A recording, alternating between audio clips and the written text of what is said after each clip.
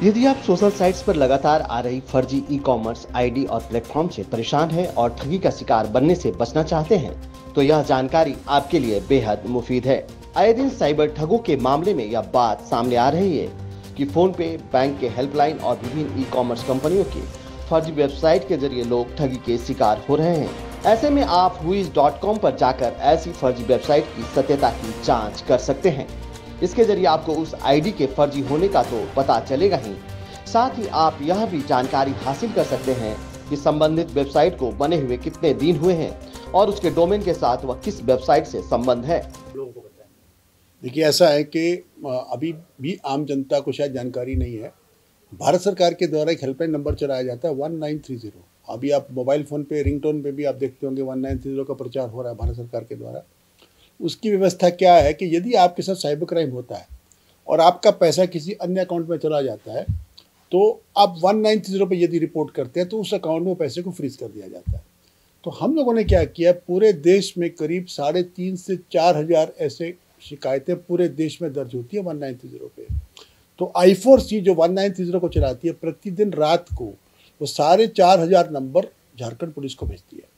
और हमने ऐसा सॉफ्टवेयर डेवलप किया है कि वो सभी नंबर को भारत के मैप पर हम प्रोजेक्ट कर देते हैं। उससे क्या होता है कि हर जिला के एसपी को पता लग जाता है कि उसके जिला में बैठकर कौन व्यक्ति साइबर क्राइम कर रहा है। देखिए, साइबर क्राइम की जो व्यवस्था उसको समझने की आवश्यकता है।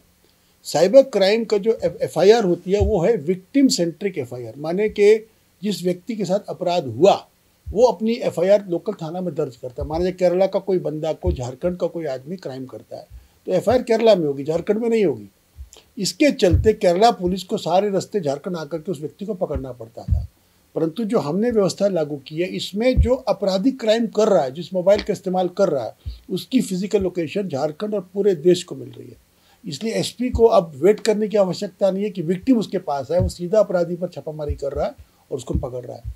इस व्यवस्था में झारखंड में हम लोगों ने करीब 2,500 लोगों को पिछले 8-10 महीने में अरेस्ट किया है।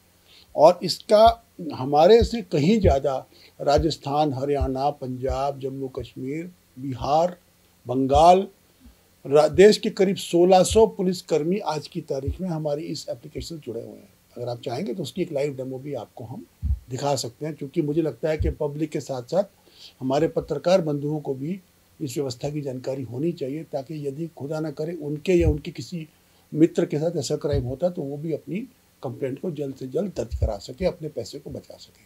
तो ये पैन इंडिया काफी पैन इंडिया, यस, इसका ये चल रहा है झारखंड, ये बनाया गया झारखंड पुलिस के द्वारा, ये मेंटेन किया जाता है झारखंड पुलिस के द्वारा। एप्लीकेशन हमारी है, लेकिन डेटा I4C के द्वारा हमें प्रतिदिन सुबह 3 बजे वो भेजते हैं और सुबह 3 बजे से लेकर के 8 बजते हम सभी नंबरों को रोज मैप पे प्रोजेक्ट कर देते हैं। उससे क्या हो रहा है कि जैसे अभी आप देखेंगे झारखंड में जो देश में जो हॉटस्पॉट्स बन रहे हैं वो चिन्हित होते हैं। जैसे झारखंड में जामताड़ा नो डाउट बदनाम है साइबर क्राइम के लिए, लेकिन Jamtara is not the only hotspot. अगर आप देखेंगे तो राजस्थान के कुछ ज़िले और हरियाणा के कुछ ज़िले वो जामताड़ा से भी आगे निकल चुके हैं। जैसे मऊ का एरिया है, या वह जो आपके राजस्थान के कुछ जो बॉर्डरिंग डिस्ट्रिक्ट्स हैं, या इवन यूपी के जो मेरठ के जो एरियाज़ हैं, या बिहार के कुछ ज़िले हैं जैसे खासकर नवादा है, तो ये भी अब जामताड़ा को टक्कर दे रहे हैं, जामताड़ा से आगे निकल चुके हैं।